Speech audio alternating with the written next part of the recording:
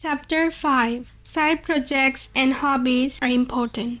Note: the work you do while you procrastinate is probably the work you should be doing for the rest of your life. Part 1. Practice productive procrastination. One thing I've learned in my brief career is the side projects that really take off. By side projects, I mean the stuff that you thought was just messing around. Stuff that's just play. That's actually the good stuff. That's when the magic happens. I think it's good to have a lot of projects going at once so you can bounce between them. When you get sick of one project, move over to another. And when you're sick of that one, move back to the project you left. Practice productive procrastination. Glance out the window. Stroll the streets. Go outside. Eat a sandwich. Take time to be bored. One time I heard a coworker say, "When I get busy, I get stupid." Ain't that the truth? Creative people need time to just sit around and do nothing. I get some of my best ideas when I'm bored, which is why I never take my shirts to the cleaners. I love ironing my shirts. It's so boring. I almost always get good ideas. If you are out of ideas, wash the dishes. Take a really long walk. Stare at a spot on the wall for as long as you can. As the artist Miracle Man says, avoiding work is a way to focus my mind. Take time to mess around. Get lost, wander. You never know where it's going to lead you. Part 2. Don't throw any of yourself away. If you have 2 or 3 real passions, don't feel like you have to pick and choose between them. Don't discard. Keep all your passions in your life. This is something I learned from the playwright Stephen Tomlinson.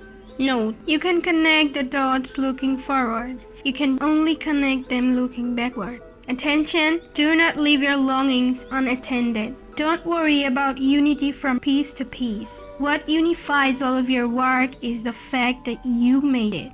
Tomlinson suggests that if you love different things, you just keep spending time with them. Let them talk to each other. Something will begin to happen. The thing is, you can cut off a couple passions and only focus on one, but after a while, you'll start to feel phantom limb pain. I spent my teenage years obsessed with songwriting and playing in bands, but then I decided I needed to focus on just writing. So I spent half a decade hardly playing any music at all. The phantom limb pain got worse and worse. About a year ago, I started playing in a band again. Now I'm starting to feel whole. And the crazy thing is, rather than the music taking away from my writing, I find it interacting with my writing and making it better. I can tell that new synapses in my brain are firing and new connections are being made. About half the people I work with are musicians. This is not uncommon in Austin, Texas. And they're not all creatives either. A lot of them are account executives, developers, and the like. However, they will all tell you the same thing: music fits into their work. It's so important to have a hobby. A hobby is something creative that's just for you. You don't try to make money or get famous of it.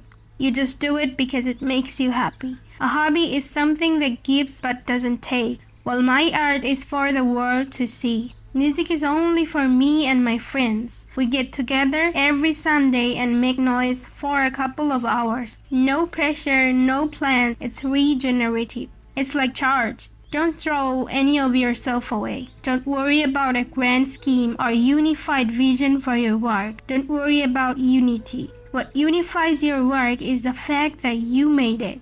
One day you'll look back and it will all make sense.